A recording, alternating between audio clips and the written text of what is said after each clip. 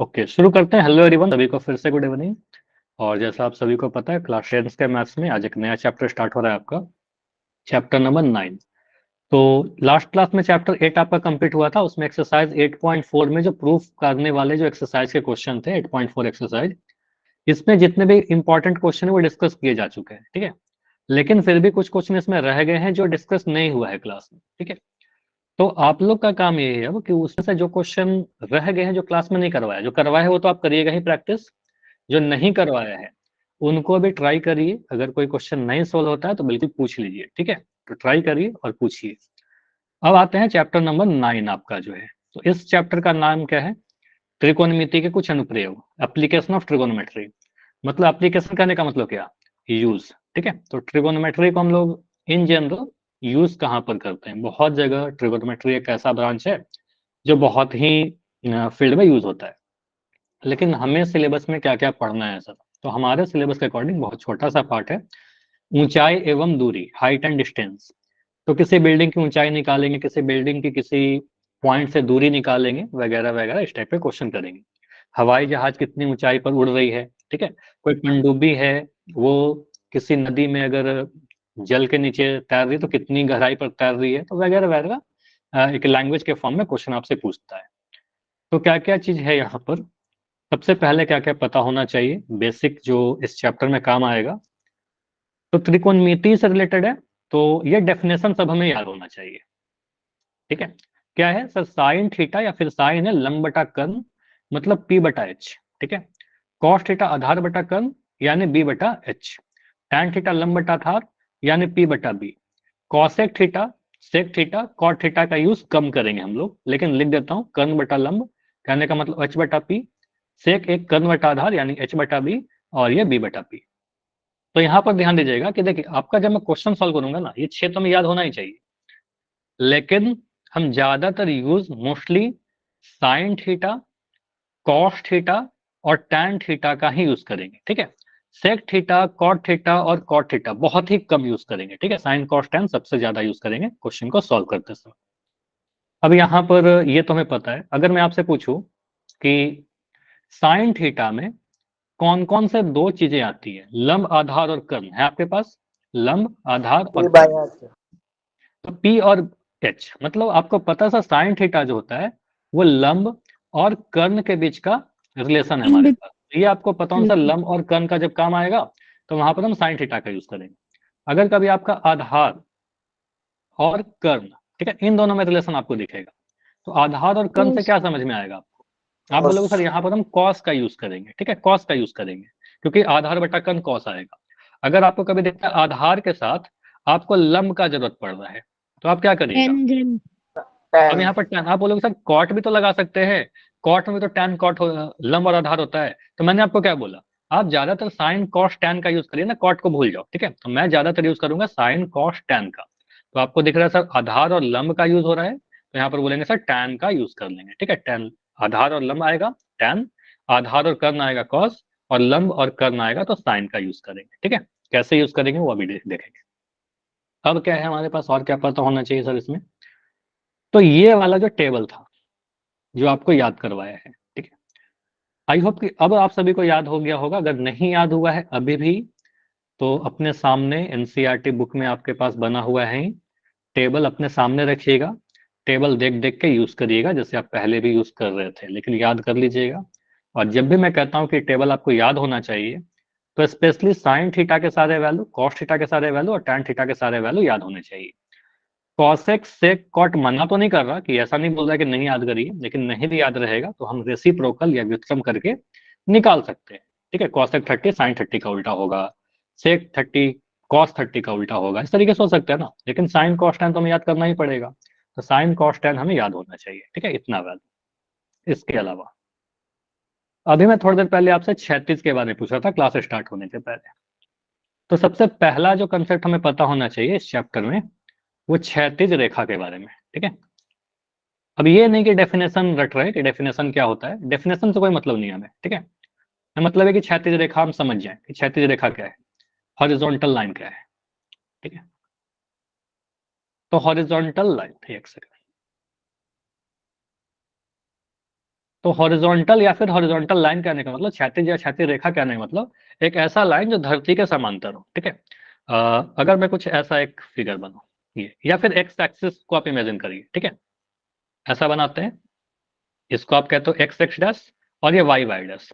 तो यहाँ पर एक्स एक्स डैश जो है ना, यही क्षैतिज रेखा है, ठीक है। आपको पहले पढ़ाया भी होगा चैप्टर नंबर 2 में शायद, क्षैतिज रेखा, जहां बहुपद पढ़ा रहा है, ग्राफ वगैरह। तो एक्स एक्स डैश क्या है? क्षैतिज रेखा है, पड़ी रेखा कह सकते हैं याद करने के लिए, ठीक है। तो ये हमारे पास हॉरिजॉन्टल लाइन है धरती के समांतर। अगर मैं कुछ ऐसा फिगर बनाऊं, एक सेकंड,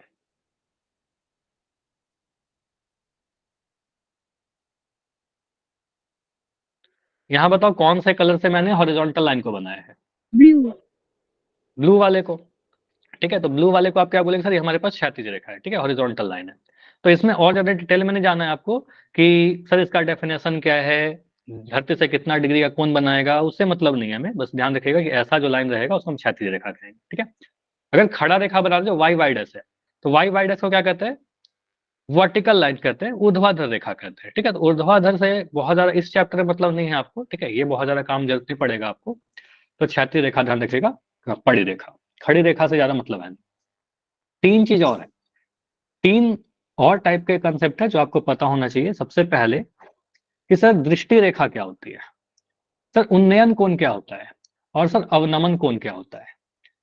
दृष्टि रेखा को इंग्लिश में कहते हैं लाइन ऑफ साइट, उन्नयन कोण को कहते हैं एंगल ऑफ एलिवेशन, और अवनमन कोण को कहते हैं एंगल ऑफ डिप्रेशन। अब यहां पर आते हैं ये तीनों के बारे में क्या क्या है। देखो आप सभी लोग अभी क्या कर रहे हो, जो भी मैं लिख रहा हूं आप देख रहे हो, यानी आप अपने मोबाइल के स्क्रीन को देख रहे हो, ठीक है। आप सही बच्चे अपने मोबाइल के स्क्रीन को देख रहे हो। तो क्या है, यहाँ पर मोबाइल का स्क्रीन है, ठीक है, मोबाइल, और यहाँ पर आपके आई है। तो आप अगर ऐसे देख रहे हो, तो ऐसा तो नहीं है कि आपके आंख से मोबाइल तक कोई लाइन है ना। लेकिन अगर मैं एक इमेजिनरी काल्पनिक रेखा बनाऊं आपके आंख से लेकर के मोबाइल तक का, ठीक है, तो ये जो काल्पनिक लाइन है, जो इमेजिनरी लाइन है, जो है नहीं एक्चुअली में, इसी लाइन को क्या कहते हैं? दृष्टि रेखा। समझ में आया?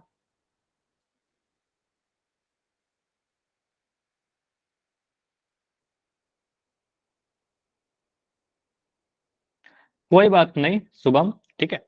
तो यहां पर क्या है, आंख से लेकर के मोबाइल तक का जो लाइन हम इमेजिनरी बना रहे हैं, इस लाइन को क्या बोलेंगे? दृष्टि रेखा। समझ में आया सभी को? ठीक है। तो दृष्टि रेखा क्या है? आप जिस भी चीज को देख रहे हो, ठीक है, एनी ऑब्जेक्ट जो भी आप देख रहे हो, तो आपको आंख से लेकर के उस वस्तु तक की जो रेखा है, दूरी नहीं बोल रहा, ठीक है, उस रेखा जो इमेजिनरी लाइन है, उस लाइन को दृष्टि रेखा कहेंगे। मान लो कोई बच्चा ऐसे खड़ा होकर के किसी भी वस्तु को देख रहा है, तो इस लाइन को क्या बोलेंगे? इस लाइन लाइट को ऑफ बोलेंगे दृष्टि light. Rekha, line of site है दृष्टि रेखा। तो सिंपल समझ में आ गया। तो दृष्टि रेखा मतलब आंख और किसी वस्तु के बीच की दूरी। चलिए अब यहां पर आते हैं उन्नयन कोण पर। देखो चैट में ना बातें मत करो एक दूसरे को, जो मैं पढ़ा रहा हूँ उस पर फोकस कीजिए। जितना देर में आप ये सब चीज लिखते हो, उससे बेटर कि आप ध्यान रखिए क्लास पर, कुछ मिस हो जाएगा जितना देर में आप लिख रहे हो, ठीक है। अंश सर शुभम इनका मैं चेक दोनों को पे बोल रहा हूँ, ध्यान होता है। ठीक है। वही मैं कह रहा हूँ, आप ध्यान रखिए अभी क्लास पर, ठीक है। कौन क्या लिख रहा है उससे मतलब नहीं है, आप फोकस से, बहुत इंपॉर्टेंट चीज पढ़ा रहा हूँ, ठीक है। दृष्टि रेखा आपने समझ लिया। अब आते हैं सर उन्नयन कोण। अब चलिए, हम किसी वस्तु को देखेंगे तो कई बार क्या होता है कि हम किसी वस्तु को देखने के लिए सर को उठाते हैं, या फिर कई बार होता है सर को झुकाते हैं। अगर मान लो आप यहाँ पर खड़े हो, ठीक है, इमेजिन करिए कि आप ग्राउंड पर खड़े हो और इधर से कोई फ्लाइट गुजर रही है, ठीक है। तो ये बच्चा खड़ा होकर इस फ्लाइट को देख रहा है, ठीक है, एरोप्लेन को देख रहा है। तो इस फ्लाइट को देखने के लिए इसको अपने सर को उठाना पड़ेगा कि झुकाना पड़ेगा? उठाना। उठाना सर को पड़ेगा। उठाना पड़ेगा। सर ऊपर देखेगा, ठीक है, उठाना ऊपर पड़ेगा। देखेगा। तो आप कहेगा सर इसको कुछ इस तरीके से, मैं क्या कर रहा हूँ, इसके आंख से लेकर के इस एरोप्लेन तक, क्योंकि एरोप्लेन को देख रहा है, तो यहां तक मैं इसको मिला दे रहा हूँ कुछ ऐसे, ठीक है। तो ये हो जाएगा क्या, इसको हम दृष्टि रेखा कहेंगे, ठीक है। ये हो गया दृष्टि रेखा। अब एक हॉरिजॉन्टल लाइन बनाइए, दृष्टि रेखा के पास ही आप एक हॉरिजॉन्टल यानी क्षैतिज रेखा बनाइए, कुछ ऐसे बना दिया, ठीक है, यस। तो यहां पर जो कोण आपको दिख रहा है, ये वाला जो कोण आपको दिख रहा है ऊपर, देखो मैं क्या बोल रहा हूँ, क्षैतिज रेखा के ऊपर, हॉरिजॉन्टल लाइन के ऊपर, ऊपर का उन्नयन जब भी आएगा ना, ऊपर से रिलेट करिएगा, ठीक है, ऊपर, उन्नयन मतलब ऊपर। तो यहाँ पर जो कोण आपको दिख रहा है, इस कोण को हम कहेंगे सर ये उन्नयन कोण है, ठीक है, उन्नयन कोण। समझ में आया? किसी वस्तु को देखने के लिए अगर हमें सर को उठाना पड़े, ऐसे सोचिएगा, किसी वस्तु को देखने के लिए हमें सर को उठाना पड़े, तो ऊपर की ओर कौन बनेगा क्षैतिज रेखा के, और ऊपर की ओर बनेगा तो उसको हम एंगल ऑफ एलिवेशन कहते हैं, यानी उन्नयन कोण कहते हैं। बस इतना कंसेप्ट है, ठीक है। उसके बाद अगर झुकाना पड़े तो सर, तो अवनमन कोण कह दीजिएगा। अवनमन का मतलब क्या होता है ना, जैसे कि आप मॉर्निंग प्रेयर करते हो स्कूल में, तो इन जनरल मॉर्निंग प्रे करते में अपने सर को झुकाते हैं, ठीक है, अवनमन करते हैं। झुकना मतलब अवनमन करना, डिप्रेशन करना, ठीक है। तो जब भी हम सर को झुकाएंगे तो अवनमन होगा, और वहां पर अवनमन कोण बनेगा, तो अवनमन कोण नीचे बनेगा। मतलब अगर मैं ऐसे कुछ कहता हूं कि एक बच्चा जो है अब ये खड़ा हो गया किसी बिल्डिंग के ऊपर, या ऐसा भी हो सकता है ना कि एक फ्लाइट में बैठा इंसान नीचे किसी वस्तु को देख रहा हो सकता है ना, वहां पर अवनमन कोण बन जाएगा। तो यहाँ पर मैं एक बच्चे को खड़ा कर दिया, और ये बच्चा यहाँ पर किसी वस्तु को देख रहा है, कोई बॉल को देख रहा है, ठीक है, गेंद को देख रहा है यहाँ पर। तो इस बार कैसा होगा सिचुएशन, कुछ ऐसा, यहाँ से देखा उस बॉल को उसने। अब यहाँ पर एक हमेशा उन्नयन कोण बनाइए चाहे अवनमन कोण बनाइए, एक क्षैतिज रेखा तो आपको ड्रॉ करना ही पड़ेगा, ठीक है।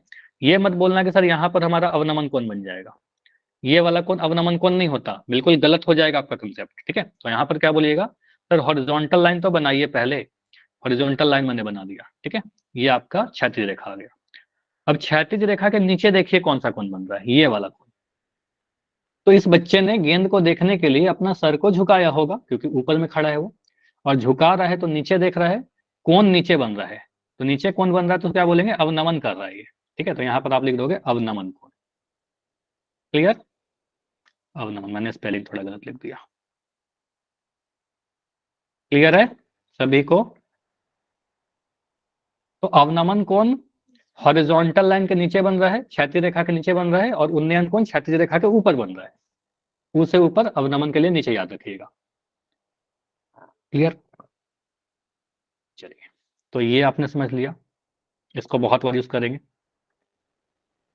चलो यहाँ पर एक बार तीनों ही चीज को देखते हैं, क्या क्या चीज यहाँ पर लिख रखा है, मेन पॉइंटर्स। उन्नयन कोण में क्या क्या पता होना चाहिए, उन्नयन कोण दृष्टि रेखा और क्षैतिज रेखा के बीच में बनता है, और अवनमन कोण भी दृष्टि रेखा और क्षैतिज रेखा के बीच बना। देखिए एक सेकंड, यहाँ पर देखिए उन्नयन कोण कहाँ बना, दृष्टि रेखा और क्षैतिज रेखा के बीच। अवनमन कोण कहाँ बना, दृष्टि रेखा और क्षैतिज रेखा के बीच। तो उन्नयन जो कोण बोले चाहे अवनमन कोण बोलिए, दृष्टि रेखा और क्षैतिज रेखा के बीच में ही बनेगा। लेकिन अंतर क्या है कि सर उन्नयन कोण की जब बात करेंगे तो क्षैतिज रेखा के ऊपर बनेगा, और अवनमन कोण क्षैतिज रेखा के नीचे बनेगा, ठीक है। जब किसी वस्तु को देखने के लिए सर को ऊपर करेंगे तो उन्नयन बनेगा, सर को नीचे झुकाना पड़ेगा तो अवनमन बनेगा। किसी का कोई डाउट है तो बोल दो, कुछ भी डाउट है तो बोलिए। No sir. लो, अब मैं उन्नयन कोण अवनमन कोण दोनों को एक ही फिगर में बनाना चाहता हूँ, ठीक है। जैसे कि अगर सिचुएशन ऐसा बन जाए कि मेरे पास एक, क्योंकि यहाँ पर ना आपके एग्जाम में जो क्वेश्चन आएंगे 5-5 नंबर के, एक लैंग्वेज लिखा रहेगा, कहानी पूरा लिखा रहेगा, ठीक है, उस कहानी के अकॉर्डिंग आपको ड्रॉ करना पड़ेगा फिगर।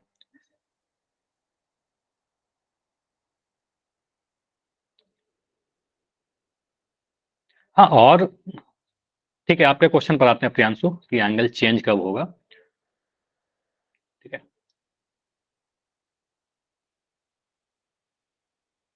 यहाँ पर एक बच्चा है खड़ा, अब क्या हो रहा है यहाँ पर कि एक कोई पक्षी यहाँ पर उड़ रहा है, या पतंग उड़ रहा है, एनीथिंग, ये बच्चा ही पतंग उड़ा रहा है मान लो, ठीक है। ये बच्चा क्या कर रहा है, इस पतंग को देख रहा है, ठीक है। तो पतंग को देख रहा है तो कुछ ऐसा रहेगा, मैं एक हॉरिजॉन्टल लाइन यहाँ से बना देता हूँ, क्षैतिज रेखा बना दिया, वो चील का हुआ पतंग जो भी था उड़ गया। अब क्या हुआ, ये बच्चा बोर होकर के नीचे में कुछ एक सामान रखा हुआ था, इसको देखना स्टार्ट कर दिया, ठीक है, अब नीचे वाले को देखना स्टार्ट कर दिया, ठीक है। अब यहाँ पर दो कोण आपको दिख रहे होंगे, एक कोण क्षैतिज रेखा के ऊपर की तरफ दिख रहा है, इस कोण को मैं ए लिख दे रहा हूँ, ठीक है। और यहाँ पर जो नीचे कोण दिख रहा है इस वाले कोण को मैं बी लिख दे रहा हूँ, ठीक है। और ये तो हमारा एक्स है, ठीक है। अब मैं बोल रहा हूँ कोण ए जो है, इस कोण को आप क्या बोलिएगा, क्या नाम दीजिएगा? उन्नयन। तो कोण ए जो दिख रहा है मुझे क्षैतिज रेखा के ऊपर वाला कोण दिख रहा है, ठीक है। तो आप कहोगे सर कोण है ऊपर में दिख रहा है, यानी उन्नयन कोण रहा होगा ये, इस वाले को हम उन्नयन कोण कहेंगे, ठीक है। अगर मैं बोलूं कोण बी कैसा बन रहा है, वो कौन सा कोण है? अवनमन। अवनमन कोण। तो यहाँ पर जो कोण नीचे में दिख रहा है इस वाले को हम अवनमन कोण कहेंगे, ठीक है, अवनमन कोण कहेंगे। अब यहाँ पर अगर आपसे कंफ्यूज करने के लिए ना कई बार ऐसे क्वेश्चन पूछता है,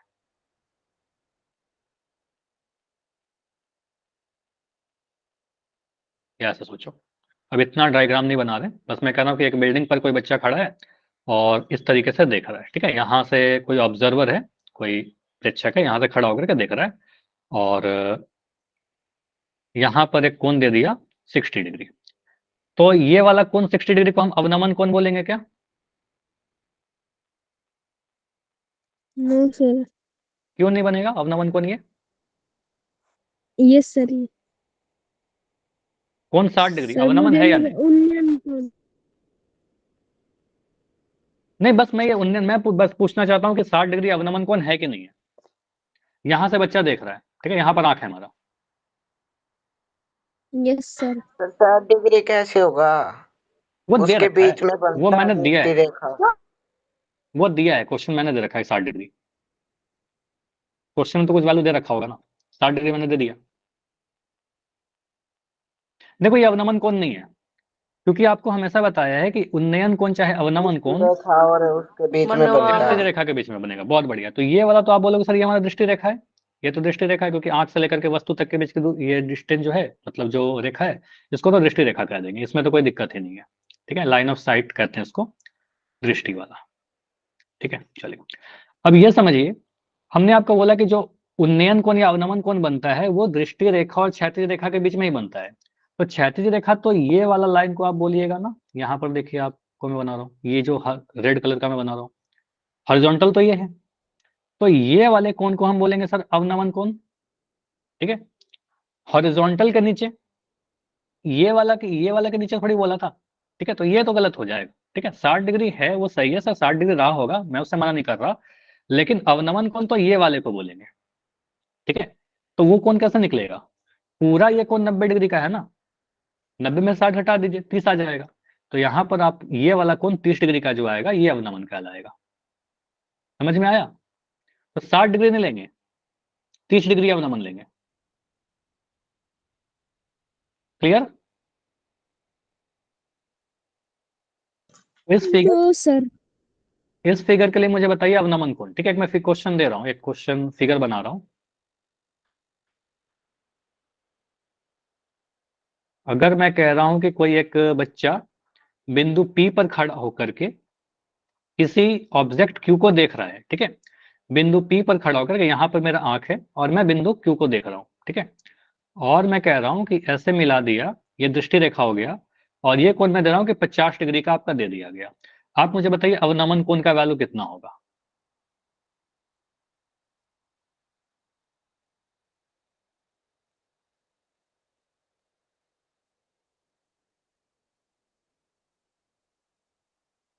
एक 130 डिग्री।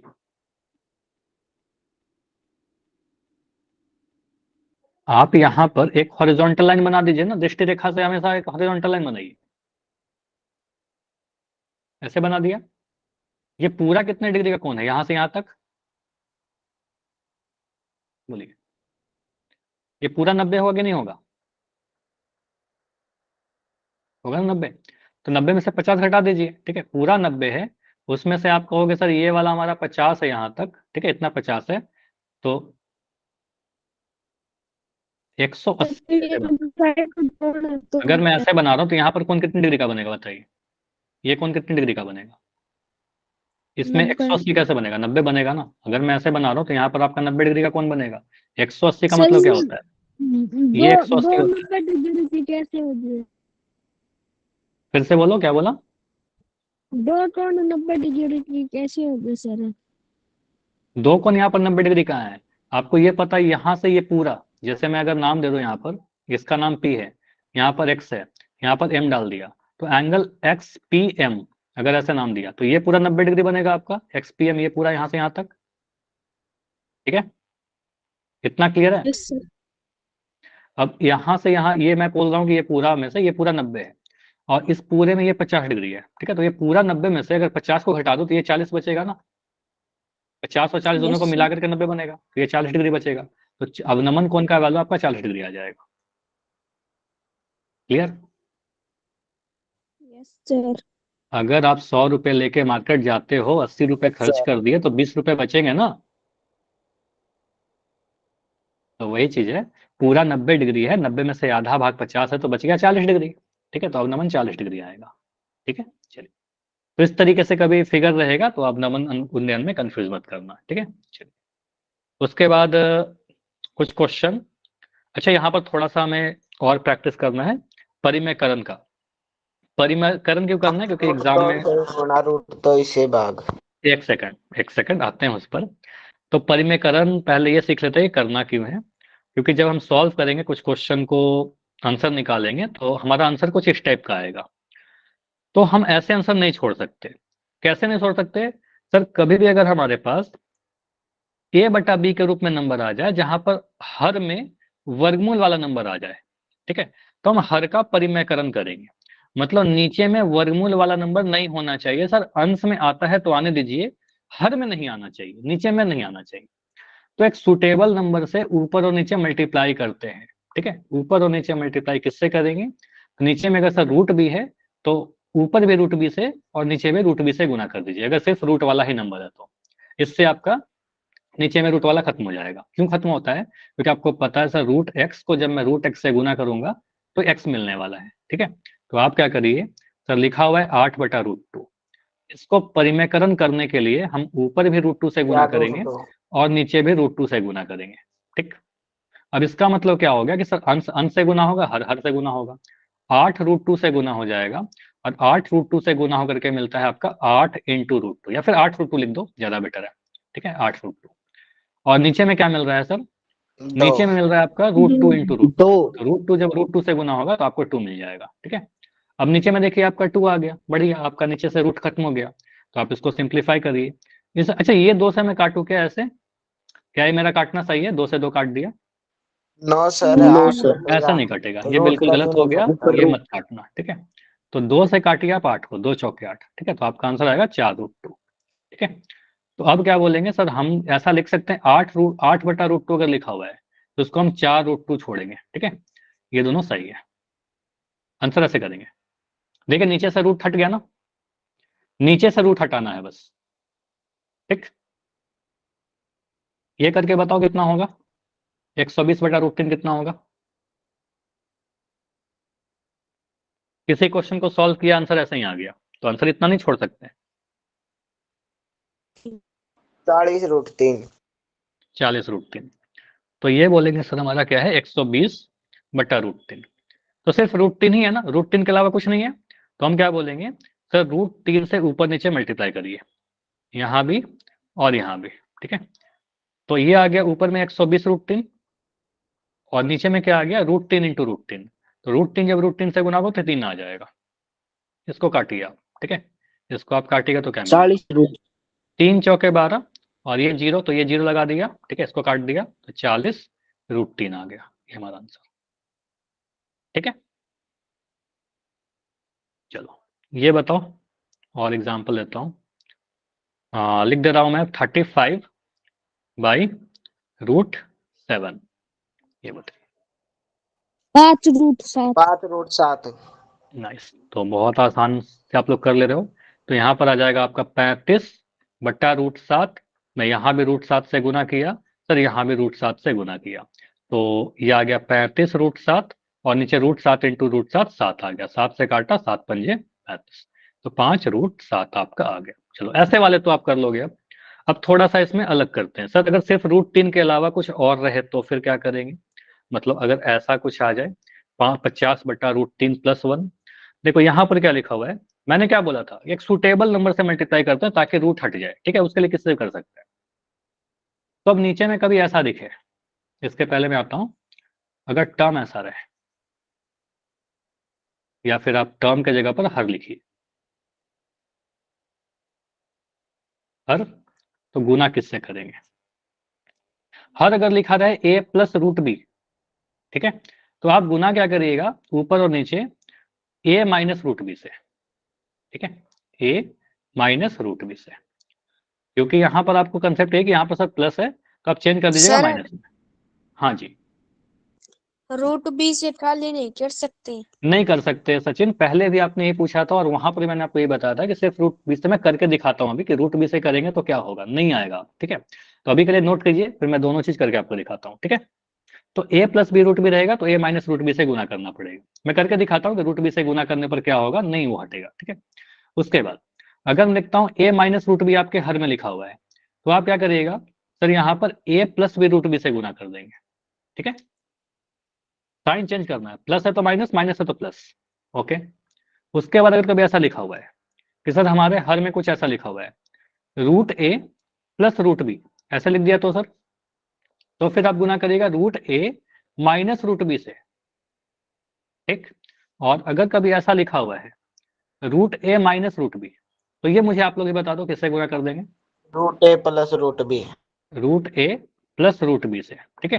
तो ये आपको ध्यान रखना है, कुछ इस तरीके से अगर टर्म्स आएंगे आपके हर में, तो आप किस सुटेबल नंबर से गुना करिएगा। ये कुछ याद नहीं करना है, रटना वगैरह नहीं है, बस देख लीजिए आपको याद रहेगा, ठीक है। अब मैं आपको रीजन बताता हूँ माइनस कि की इससे, जगह प्लस। हाँ बस माइनस की जगह प्लस, साइन चेंज कर देना, प्लस की जगह माइनस कर देना, बाकी सेम चीज रखना है। और हर का, अब यहाँ पर सर ऐसा करने से क्या फायदा होता है, क्यों हट जाता है रूट। इसका सिंपल सा फंडा यही है कि आपको पता है सर, आपने लिखा हुआ था ए प्लस बी का कुछ फॉर्मेट, हमने साइन चेंज करके गुना कर दिया, ए माइनस बी कर दिया, तो आपको पता है A plus B into minus B गुना होकर के A square minus B square बनेगा। यहाँ भी स्क्वायर हुआ, यहाँ भी स्क्वायर हुआ, तो अगर रूट रहा होगा तो उसका स्क्वायर करेंगे तो रूट हट ही जाएगा, बिल्कुल हटेगा, ठीक है। तो मैं करके दिखाता हूँ, जैसे कि यहाँ पर लिखा हुआ था आपका एक क्वेश्चन 50/√3+1। अब यहाँ पर मैं दो चीज करता हूँ, जैसे एक सचिन का भी डाउट था, दोनों ही चीज करके दिखाता हूँ। पहले जो हमारा मेथड है वो करते हैं जो आपको पढ़ाया, लिखा हुआ है क्या, 50/√3+1, ठीक है। तो आपको हर में क्या दिख रहा है, √3+1। अब यहाँ पर सिर्फ √3 ही है हर में, ऐसा थोड़ी कि नीचे में सिर्फ √3 है, ठीक है। √3+1 है, तो आप क्या करेंगे, सुटेबल नंबर से गुना करेंगे। तो √3+1 का सुटेबल क्या होता है, किससे गुना करें, बोलिए। √3 - 1 से, ठीक है। तो √3 - 1 से ऊपर नीचे गुना करेंगे, ठीक है, तभी हमारा रूट खत्म होगा। सिर्फ √3 से गुना होकर नहीं काम चलेगा, तो यहाँ करेंगे सर √3 - 1/√3 - 1, ऐसे गुना कर दिया। अब इससे क्या फायदा होगा सर, अंश सर अंश से गुना होगा 50, हाँ जी बोलिए। ये साइन चेंज करते हैं। साइन इसीलिए चेंज करते हैं ताकि मेरा ए प्लस बी और ए माइनस बी का जोड़ा बन जाए, ए प्लस बी और ए माइनस बी का जोड़ा बन जाए, यही रीजन है, ठीक है। चलिए, तो यहाँ पर आपका आ गया 50 × √3 - 1, ठीक है। अब नीचे में क्या दिख रहा है sir, A plus B into A minus B, A plus B into A minus B का फॉर्मूला ए स्क्वायर माइनस बी स्क्वायर। तो यहाँ जब ए स्क्वायर माइनस बी स्क्वायर लगाओगे तो आपका ए का वैल्यू √3 है और बी की जगह पर 1 है, तो √3 का स्क्वायर कर देंगे, बोलिए। अब पहला क्वेश्चन मैं कर रहा हूँ, बार बार इतना नहीं लिखना है आपको, √3 का स्क्वायर माइनस 1 का स्क्वायर, अभी तक समझ में आया यहाँ तक। Yes sir. अब ऊपर क्या है आपका 50 × √3 - 1, नीचे क्या आ गया, √3 का स्क्वायर कितना होता है बताओगे मुझे, 3 ही आएगा, √3 तीन इंटू आएगा √3 सर। 3 आएगा, ये 3 आ गया, -1, 3 - 1, तो यहाँ पर आ गया आपका 50 √3 - 1, और नीचे में 3 में से घटा करके 2, देखो नीचे में से रूट हट गया, ठीक है, नीचे से रूट हट गया, आप इसको काट लो, 2 से काटोगे आप 25 बार में कट जाएगा, ठीक है। तो आपका फाइनल आएगा 25 √3 - 1, ऐसे ही छोड़ दीजिए, या फिर 25 को आप गुना भी कर सकते हो, 25 √3 - 25, बेटर है कि आप यही छोड़ दीजिए। ये क्लियर है, पहले सचिन और सभी बच्चे मुझे बताइए कि इतना क्लियर है। Yes sir. अब सचिन यस में आपका नाम क्यों लिया था, क्योंकि आपने √3 के बारे में पूछा कि सर √3 से गुना करेंगे तो होगा कि नहीं होगा। ट्राई कर लेते हैं कि होता है कि नहीं होता है, देखते हैं क्या होता है, शायद हो जाए, ठीक है। देखो यहाँ लिखा हुआ था 50 √3 - 1। आपका ये डाउट था कि सर √3 से गाली गुना करेंगे तो होगा कि नहीं होगा। मुझे नहीं पता होगा कि नहीं होगा, ठीक है, ट्राई करके देखते हैं, √3 से गुना करके देखते हैं, ठीक है। तो जब यहाँ गुना करेंगे तो क्या होगा, 50 √3 ऊपर आ जाएगा और नीचे क्या होगा, √3 को गुना करना होगा सर √3 + 1 से, कुछ ऐसे गुना करना पड़ेगा। अब यहाँ पर हो जाएगा 50 √3 और ये √3 से गुना करके 3 दे देगा, और √3 जब 1 से गुना होगा तो √3 आएगा। अभी भी तो रूट रह गया, नीचे से रूट हटाए नहीं, ठीक है, तो फिर कोई फायदा नहीं है। तो ये हमारा गलत, मतलब किया कुछ गलत नहीं है, लेकिन उससे जो हम चाह रहे थे वो हुआ नहीं, ठीक है, मतलब हमारा परिमेयकरण तो हुआ नहीं हर का। समझ में आया। a + b × a - b का जोड़ा बनाना होगा अगर हमारा √3 + 1 वाले कुछ टर्म्स आ जाए। और क्वेश्चन देता हूं, चलो इसको करिए। मैंने लिखा 25/√3 या √3 रहने दीजिए, मैं यहां लिख रहा हूं 3 + √2, इसको करके बताइए।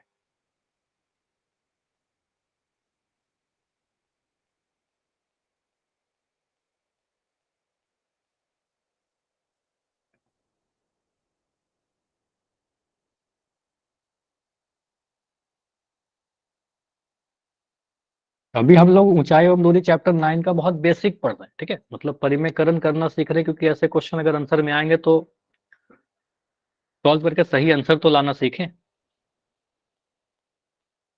कितना आएगा इसको सॉल्व करके,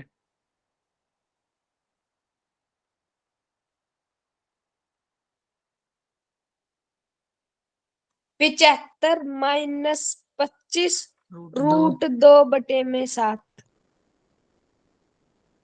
75 माइनस, फिर से बोलो। 25 √2/7। ऐसा, यस सर। तो इसमें आपने मल्टीप्लाई क्यों नहीं कर दिया, उसको आप कॉमन ही रहने देते। ठीक है, अगर कर दिया तो उससे कोई गलत नहीं है। देखो यहाँ पर क्या करेंगे सर, ऊपर नीचे √3 - √2 से गुना करेंगे, ठीक है, बीच में प्लस था तो माइनस कर दिया, 3 - √2 से ऊपर नीचे मल्टीप्लाई कर दिया, ठीक है। अब यहाँ पर क्या आ गया, बिल्कुल सही था आपका, लेकिन वो मल्टीप्लाई करने की नीड नहीं थी। 25 तो गुना कर दीजिए आप 3 - √2 से, नीचे क्या आ गया आपका। अब नीचे आपको दिख रहा है sir a + b × a - b, a + b × a - b। अब देखो यहाँ पर मैं स्टेप छोड़ूंगा एग्जाम में भी, क्योंकि 5 नंबर के क्वेश्चन में इतना करने लेंगे टाइम बहुत ज्यादा जाएगा। तो यहाँ पर सिंपली आप बोलिए sir a + b × a - b, a² - b², 3 का स्क्वायर कितना होता है, डायरेक्ट बोलिए 3 का square, 9। 3 × 3 = 9 minus a + b a - b हमेशा a² - b² होता है, माइनस √2 का स्क्वायर 2। 2, ठीक है। तो सीधे बोलेंगे सर यहाँ पर क्या आएगा 25 3 - √2/7, यही छोड़ देते हैं आप, 25 3 75 और 25 √2 लिख रहे तो सही था, ये भी सही है, बिल्कुल सही है, लेकिन मैं तो इतना ही छोड़ दूंगा, है ना। एग्जाम में इतना ही छोड़ देंगे, अगर ऑप्शन में ना रहे तो हम मल्टीप्लाई कर लेंगे, ठीक है, ऑप्शन में ये नहीं रहेगा तो मल्टीप्लाई कर लेंगे, ठीक है। चलिए, अगर मैं ऐसा लिखता हूं,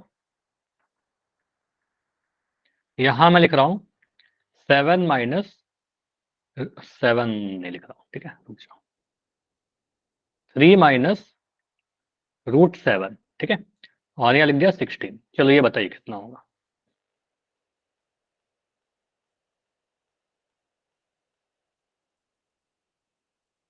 इसका क्या आंसर छोड़ेंगे।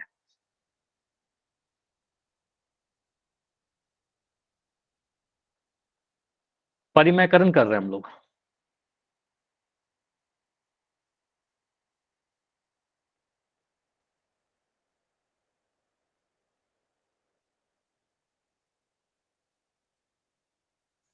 आठ गुणा 3 प्लस √7। और नीचे में कुछ नहीं आएगा, नहीं सर।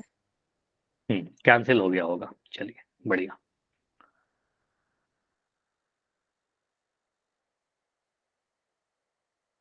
तो यहां पर मैं लिखूं अभी 16/3 - √7 लिख दिया।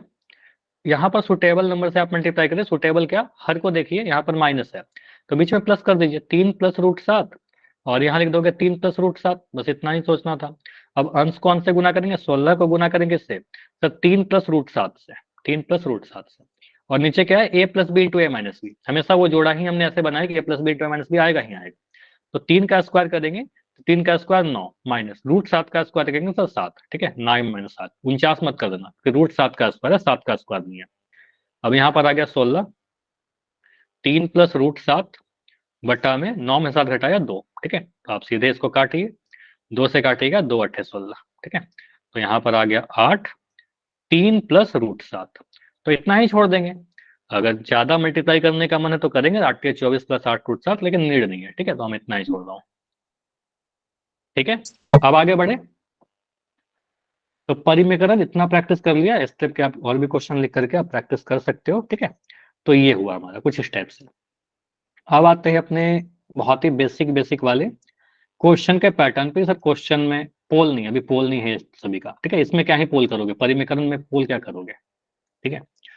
देखो अब आते हैं थोड़ा कंसेप्ट पर कि सर इसमें क्वेश्चन कैसे आते हैं, हाइट एंड डिस्टेंस में ऊंचाई एवं दूरी जब निकाल लेंगे तो क्या क्या होगा। देखो त्रिकोणमिति में जो आपका साइन थीटा जो था, जो आपने पढ़ा P बटा H, ये बेसिकली यही था कि ये एक एंगल था, ठीक है, एक कोण था, ठीक है। P एक भुजा था, मतलब लंब था, और H भी था क्या, एक भुजा था, मतलब भुजा और कोण में संबंध बता रहा था ये, ठीक है। साइन थीटा मतलब लंब और कर्ण के साथ संबंध बता रहा था, कोण के साथ। तो जब भी कोई ट्रायंगल में, और स्पेशली समकोण त्रिभुज में, क्योंकि आगे जाकर के ये सारी चीजें किसी भी ट्रायंगल में लगाई जाएंगी, लेकिन अभी के लिए आपके सिलेबस में तो समकोण त्रिभुज ही पढ़ना है। तो किसी भी समकोण त्रिभुज में आपको बस यही देखना होगा कि सर अगर हमारे पास एक 90 डिग्री तो पता रहेगा ही पता रहेगा, 90 समकोण त्रिभुज बोल दिया 90 डिग्री तो हो ही जाएगा। कोई एक कोण, कोई भी एक कोण, चाहे कोण ए चाहे कोण सी, मतलब न्यून कोण में से कोई एक कोण अगर आपको दे रखा हो, मान लो यहाँ पर आपको दे दिया वैल्यू 60 डिग्री, ठीक है। अब इन एक कोण पता चल गया 90 डिग्री के अलावा, अब यहाँ पर 3 भुजा है sir, A B, B C और ए सी, ठीक है। अब इस कोण 60 डिग्री के लिए ए बी को आप क्या बोलिएगा, कोण 60 डिग्री के लिए ए बी को पूछ रहा हूं, लंब आधार या कर्ण, बोलिए। हाँ जी, अब आपकी बारी। कोण 60 डिग्री के लिए, कोण 60 डिग्री के सामने वाले को क्या बोलेंगे, कर्ण बोलेंगे विकास, लंब सर, लंब बोलेंगे, तो कर्ण कैसे चैट में लिख रहे थे। तो पहले तो ये देखिए कि 90 डिग्री के सामने वाले को हम कर्ण बोल देंगे, तो ये तो फिक्स ही है सर कर्ण, ठीक है। कोण 60 डिग्री के सामने वाले को हम लंब बोलेंगे, कोण 60 डिग्री के लिए, ठीक है, ऐसा नहीं कि मैं फिक्स कर दे रहा हूँ वहां पर कर्ण, ठीक है, कर्ण तो फिक्स है, लेकिन लंब कोण 60 डिग्री के लिए क्या हो गया, और ये आधार हो गया किसके लिए, कोण 60 डिग्री के लिए, ठीक। अब मैं इसको मिटा रहा हूँ, अगर मैं कोण ए की बात करूँ तो बदल जाएगा लंब और आधार। तो इनमें से अगर मैं कोई भी एक भुजा दे दूं, लंब आधार या कर्ण में से मिटा ही देता हूं अभी, तो बाकी सारे भुजा आप निकाल सकते हो। फॉर एग्जाम्पल मैं यहाँ पर आपको दे दिया कि ये बीसी जो है आपको दे रखा है कि ये 12 मीटर है, ठीक है। आप मुझे ए बी बताइए या आप मुझे ए सी बताइए, ठीक है। तो आपको सोचना कैसे होगा कि सर हम कौन सा रेशियो लगाएं, कैसे लगाएं। आपने देखा कि सर यहाँ पर जो कोण दे रखा है, ध्यान से सीखना, क्योंकि आगे जाकर अभी तो बहुत सिंपल लग रहा होगा, आगे जाकर बहुत इसमें कंफ्यूजन होगा अगर नहीं ध्यान से सीखोगे। कोण 60 डिग्री है, इस कोण 60 डिग्री के लिए आपसे पूछ रहा है ए बी, ए बी को मैंने एच बोले, चलो एक्स बोल देता हूँ, ठीक है, ए बी को आपने एक्स बोल दिया, ठीक। आपको दिया गया है B C, A C, A B क्या है आपका लंब है, बी सी क्या है आपका आधार है। लंब और आधार में किसका रिलेशन होता है, कौन सा रेशियो लंब और आधार में रिलेशन बताता है, साइन, साइन नहीं बताता, कोस सर, कोस, लंब और आधार की बात कर रहा हूं sir Manoj, ten, P by B sir, ten sir, tan है ना, टैन। हाँ ठीक है, थोड़ा थोड़ा भी डाउट हो रहा है तो कोई बात नहीं, धीरे धीरे सही हो जाएगा। ये तो लंब टैन, करंट समझ में नहीं आता, ये पी एच बी एच आता है सर। चलो ठीक है, तो यहाँ आप क्या करना ना, 60 डिग्री के सामने पी लिख देना, यहाँ पर बी लिख देना, ठीक है, पी बी कर देना, तो यहाँ पी बटा बी आपका लंब हो जाएगा। तो ऐसा समझिए कि सर हमें आधार देकर के लंब पूछ रहा है। अब हमेशा मैं बोल रहा हूँ कि सर 3 रेशियो आपके दिमाग में आना चाहिए, ओनली साइन, कॉस या फिर tan। बाकी के 3 क्या सर, बाकी के 3 नहीं सोचेंगे, ठीक है। मतलब अगर जरूरत होगा 1-2 क्वेश्चन में यूज करूंगा, बाकी नहीं यूज करूंगा, ठीक है। साइन कॉस tan यूज करूंगा। तो यहाँ पर आप बोलोगे सर tan थीटा का यूज करिए। कैसे यूज करेंगे सर? तो देखिए सबसे पहले मैं ऐसे बोलूंगा, हमेशा ऐसे लिखूंगा। क्या इस त्रिभुज के लिए हम ऐसा बोल सकते हैं, सी का वैल्यू दे सर रखा है। हाँ जी, कॉट का भी तो हो सकता है। वही मैं कह रहा हूँ, कॉट भी लगा सकते हैं, tan भी लगा सकते हैं, लेकिन मैं यूज नहीं करूंगा कॉट को, ठीक है। साइन कॉस और tan का ही यूज करेंगे। जो भी क्वेश्चन कॉस से क्यों बनेगा, सर कॉट का क्यों नहीं? सुनो मेरी बात, जो भी क्वेश्चन कॉस से बनेगा वो सारे क्वेश्चन सेक से भी बन जाएंगे। जो भी क्वेश्चन साइन से बनेंगे वो सारे क्वेश्चन कॉसेक से भी बन जाएंगे। लेकिन हम कंफर्टेबल किस पर होते हैं, ज्यादा हम लोग कॉस पर हमारा कमांड होता है, साइन पर ज्यादा हम लोग कमांड होता है सर b/h। साइन 30 डिग्री का वैल्यू मुझे ज्यादा आसानी से याद रहेगा कंपेयर के मैं कॉसेक 30 पूछूं आपसे। अगर मैं आपसे tan 30 पूछूं तो आप ज्यादा जल्दी बता पाओगे कॉट 30 के कंपेयर में, ठीक है। तो मैं tan का यूज करना ज्यादा हमारे लिए बेहतर होगा कॉट को यूज करने के कंपेयर में, ठीक है। बस यही रीजन है। बनेगा दोनों से, देखो कई बार होता है, वही मैं आपको पहले भी समझा चुका हूँ। कोई भी क्वेश्चन बहुत तरीके से बनते हैं, लेकिन हमारा टारगेट क्या होता है कि आपको आसान तरीके से बताओ, ठीक है। और हमें करना भी वही चाहिए जो आसान हो, ठीक है। यहाँ पर क्या बोलेंगे सर, लंब और आधार का बात हो रहा है तो tan लगाइए। tan सीधे मतलब कौन सीधे रखा है, तो कौन सी के लिए आप tan सी अगर लगाओगे, tan 60 डिग्री लगाओगे, तो यहाँ पर मैं ऐसा बोल सकते हैं कि tan 60 डिग्री जो होगा सर, वो p/b होगा। होगा p/b। वैल्यू अभी नहीं डाल रहे। Yes sir. P क्या है आपका, P है आपका लंब यानी AB, यहाँ लिख दिया AB। B क्या है आपका BC, कुछ ऐसा। अब यहाँ पर वैल्यू डालूंगा, tan 60 का वैल्यू डाल दो। tan 60 का वैल्यू होता है सर सर √3। AB का वैल्यू कितना है, AB का वैल्यू x है और BC का वैल्यू कितना है 12 है, ठीक है। तो यहाँ से सॉल्व करेंगे तो x का वैल्यू आ जाएगा 12√3। बोलिए 12√3 मीटर। क्लियर। tan क्यों लगाया समझ में आया, क्योंकि लंब और आधार की बात की गई थी। अगर मैं इसी क्वेश्चन में बी आपसे एच होता पूछता, तो साइन होता सर, बी एच होता हाँ तो कोस होता। कॉस होता, अगर मैं वही एक और क्वेश्चन लिख रहा हूँ, जैसे कि अगर मैं क्वेश्चन ऐसे दे दिया आपके पास, अभी जितने भी क्वेश्चन आएंगे वो एक एक ट्रायंगल के ही आएंगे। मान लो ABC लिख दिया, यहाँ पर मैं कौन दे रहा हूँ कि ये कौन दे रखा है आपका 60 डिग्री दे दिया, और ये वाला वैल्यू दे रखा हूँ 16 मीटर, ठीक है। आपसे पूछ रहा हूँ AC की लंबाई बताइए, AC बताइए कितना होगा।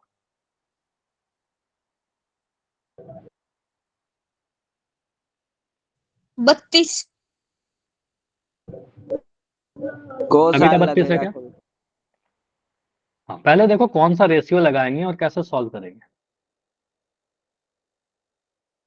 ठीक है। अब मैं सोचूंगा ऐसे, त्रिभुज ABC में, त्रिभुज ABC में मुझे एंगल C पता है, एक कोण पता है, एक भुजा पता है, बस इतना ही चाहिए। एक कोण और एक भुजा, क्योंकि एक 90 डिग्री तो ऑलरेडी पता रहेगा ही। तो एक कोण 60 डिग्री, एक भुजा पता है, तो हम सब भी निकाल सकते हैं, ठीक है। तो आपसे पूछा जा रहा है कर्ण। AC कहने का मतलब आपका H पूछ रहा है, ठीक है। BC को आप क्या बोलेगा, कोण 60 डिग्री के लिए BC क्या होगा, आधार यानी B, और 60 के सामने वाला P, ठीक है। तो आपको आधार देकर के कर्ण पूछ रहा है ना, तो आधार और कर्ण में कौन सा रिलेशन है, तो कॉस थीटा होता है सर और सेक थीटा होता है, लेकिन सेक थीटा को तो मैं यूज ही नहीं करूंगा, कॉस थीटा यूज करूंगा। तो यहाँ पर सोचिए सर, कॉस 60 डिग्री अगर लिखें तो कॉस 60 डिग्री मतलब कॉस सी के लिए b/h क्या लिखेगा, b है आपका BC और h है आपका AC, ठीक है। ऐसा लिख सकते हैं कॉस 60 डिग्री बराबर BC/AC, त्रिभुज ABC के लिए। आधार बटा कर्ण, अब मैं लिखूंगा आधार बटा कर्ण b/h, सीधे डायरेक्ट लिख सकते हैं ऐसे, ठीक है। cos 60 डिग्री का वैल्यू कितना होता है सर, 1/2 होता है, और BC कितना है आपका 16 है, और AC कितना है आपका AC, तो AC ही है, ठीक है। तो यहाँ से आपका AC आ जाएगा 16 दूनी 32 मीटर। क्लियर है, बोलिए समझ में आया। Yes sir. चलिए, तो यही डिसाइड करना होगा कि आप कौन सा रेशियो लगाइएगा और वहां पर कौन सा PBH है। तो हमेशा ध्यान रखिएगा, ये भी भूलना नहीं है आपको कि जिस भी कोण की आप बात करोगे, मान लो यहाँ पर आप थीटा बना दे, दो फिगर आपको बनाता हूँ, इन दोनों से आप रिलेट कर लीजिएगा, ठीक है। यहाँ पर आप अगर थीटा बनाइएगा या फिर यहाँ पर आप थीटा बनाइएगा, दो ही चीज हो सकता है। तो इस थीटा के लिए आप यहाँ पर P बोलिएगा, थीटा के सामने P, 90 डिग्री के सामने H, और ये B हो जाएगा। इस थीटा के लिए हम कहेंगे सर यहाँ पर आपका परपेंडिकुलर, नीचे में आपका B, 90 डिग्री के सामने आपका H हो जाएगा। क्लियर? फिगर को रोटेट कर दिया, एक सेकंड, फिगर को कभी रोटेट कर दिया, कुछ ऐसे बना दिया, ठीक है, ट्रायंगल उल्टा बन रहा है। तो आपके सर यहाँ पर ऐसे आ गया, यहाँ पर थीटा है आपका, ठीक है, थीटा के सामने क्या बोलिएगा, P, 90 परपेंडिकुलर। डिग्री के सामने H, जो बच गया B, ठीक है। तो P भी डिसाइड कर लेना है, उसके बाद देखिएगा क्या दे रखा है, क्या आपसे पूछ रहा है, ठीक है। थीटा के सामने P, मतलब जो कोण दे रखा है उसके सामने P, जिस कोण की आप बात कर रहे हो, जो चाह रहे हो निकालना, उसके सामने वाला परपेंडिकुलर लंब, बाकी कर्ण आधार डिसाइड करना, 90 डिग्री के सामने कर्ण रहेगा। एक और क्वेश्चन करके बताओ, अगर ऐसा क्वेश्चन दे रहा हूं।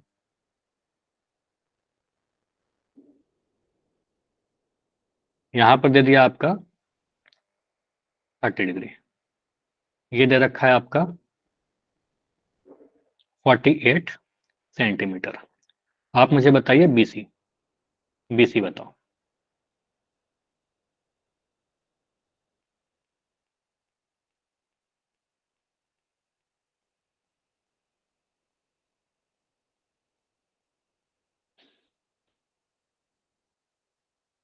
ये 90 डिग्री तो है ही ना, 24√3। 24√3 एक आंसर आया है, ऑप्शन नंबर ए लिख देता हूं। प्रियांशु का 24 आ रहा है।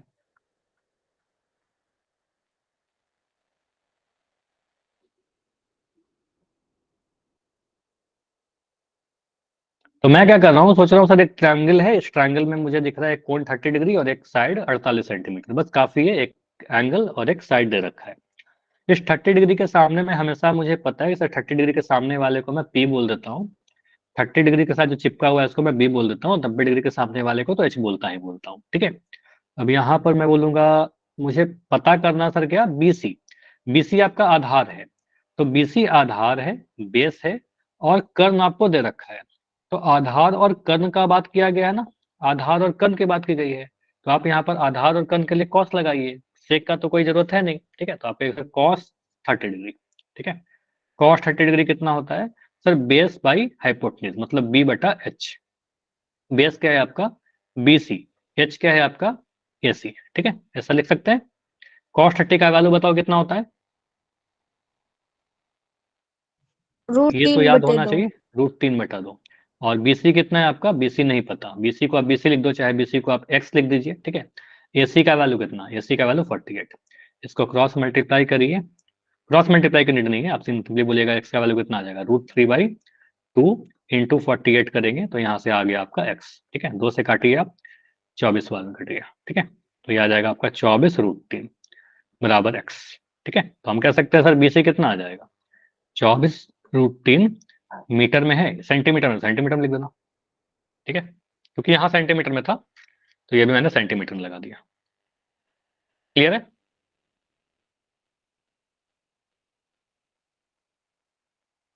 अब इसी सभी चीजों को एक लैंग्वेज के फॉर्म में लिखेगा जो क्लास में देखेंगे। एक और, अगर मैं कह रहा हूं कि एक हमारे पास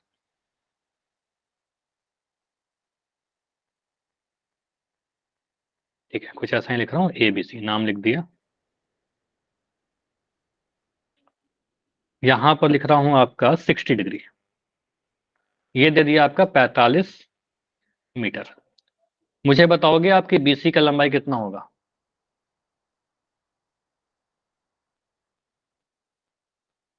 AB देकर के BC पूछ रहा है इस बार आपसे।